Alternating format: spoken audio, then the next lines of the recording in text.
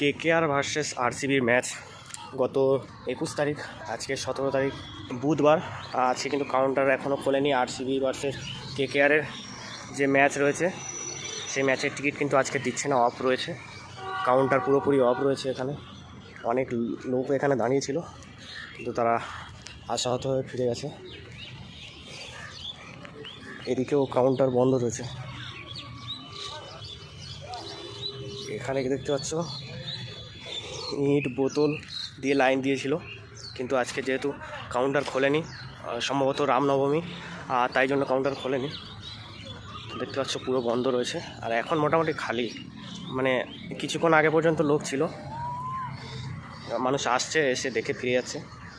হ্যাঁ, মানুষ কিন্তু ইট বোতল দিয়ে লাইন দিয়ে রেখেছে। এই ছোট্ট আপডেটটা তোমাদেরকে দেওয়া ছিল। ভিডিওটি ভালো লাগলে অবশ্যই শেয়ার করো বন্ধুদের সাথে, চ্যানেলটিকে সাবস্ক্রাইব করো, ভিডিওটি ভালো লাগলে অবশ্যই লাইক করো।